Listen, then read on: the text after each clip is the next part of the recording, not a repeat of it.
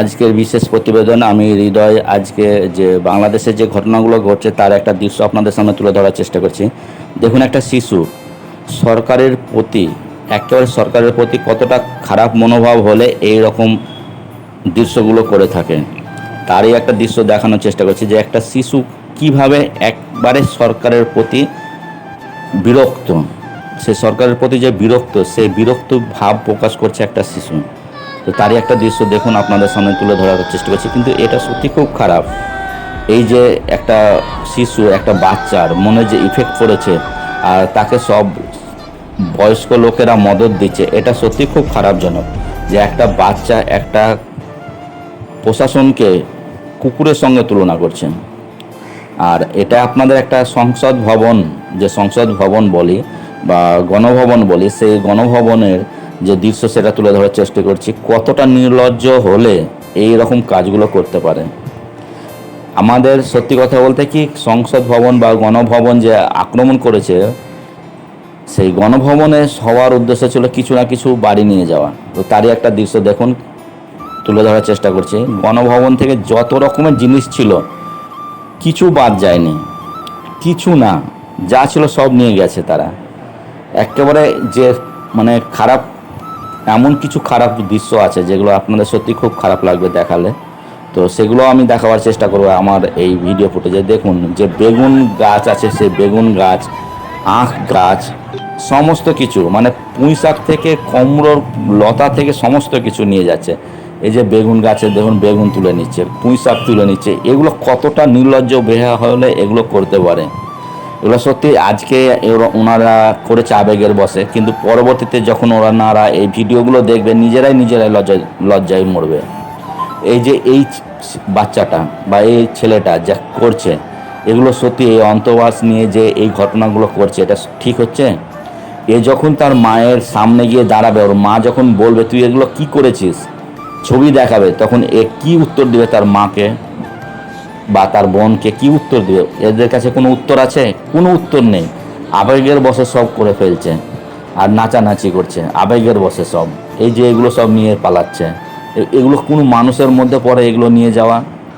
দেখুন কিভাবে নিয়ে যাচ্ছে।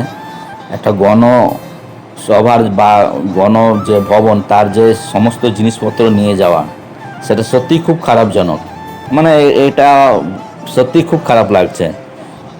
একটা প্রতিবাদ হচ্ছিল, প্রতিবাদ পর্যন্ত ঠিক ছিল, প্রতিবাদটা সবাই সমর্থন করেছে বা আন্দোলনকে সবাই সমর্থন করেছে। কিন্তু এই যে পরবর্তীতে এই সমস্ত ঘটনাগুলো কিন্তু বাংলাদেশি ভাই বোনেরাও কিন্তু সমর্থন করবে না, কারণ ওনারাও দেখবে, দেখে বলবেন না এটা ঠিক হয়নি। যারা ছাত্র আন্দোলনের সঙ্গে জড়িত তারাও বলবে।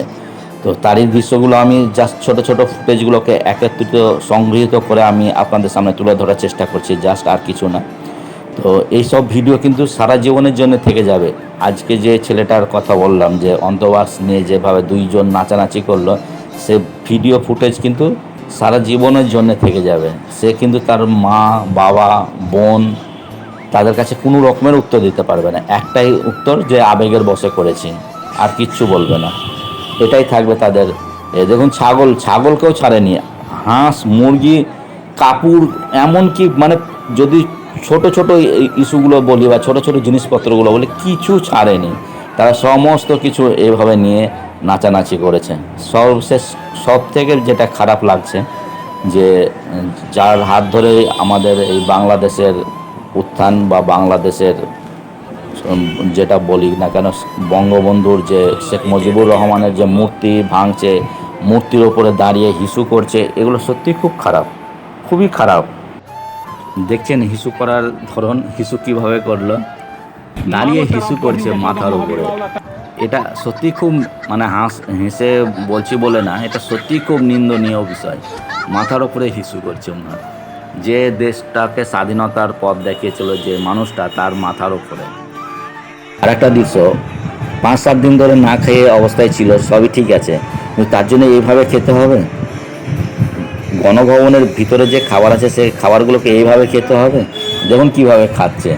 মানে খাওয়ার তো একটা ধরন আছে, যে মনে হচ্ছে যে কি তারা 1 মাস ধরে কোনো রকমের খাবার খায়নি। তারই একটা দৃশ্য আপনাদের সামনে জাস্ট ফুটিয়ে তোলার চেষ্টা করছি বা দেখানোর চেষ্টা করলাম, যে 1 মাস ধরে খায়নি, সেই খাবারটা আজকে খেয়ে ফেলছে। তো এগুলো সত্যি খুব খারাপ লাগলো। আর এটা যে যা পেরেছে, বলেছিলাম এর আগে যে উনি কিন্তু কিছু না পেয়ে মুরগি পেয়েছে, মুরগি নিয়ে নিয়েছে, মুরগি পাওয়ার সঙ্গে সঙ্গে মুরগি নিয়ে নিয়েছে। আর এই যে আমাদের আপাকে দেখুন, আপাও কিন্তু কোনো কিছু না পেলেও আপা কিন্তু একটা মুরগি পেয়েছে, আপা মুরগি নিয়েই খুশি, মুরগি নিয়ে হেঁটে চলেছে। তো যাই হোক, সব কিছু যতই যাই হোক না কেন, সবই আমাদের আজকে এটা একটা খুব খারাপ বিষয় যে হাঁস থেকে, মুরগি থেকে এমন কোনো কিছু বাদ দেয়নি। আর এগুলো এক একটা দৃশ্য আপনাদের সামনে জাস্ট তুলে ধরার চেষ্টা করলাম।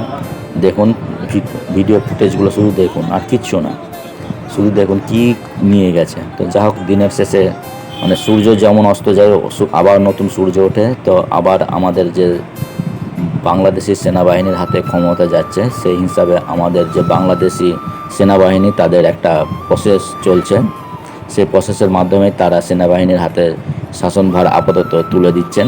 তারই একটা দৃশ্য আপনাদের সামনে জাস্ট তুলে ধরার চেষ্টা করলাম। তো আজ এই পর্যন্ত।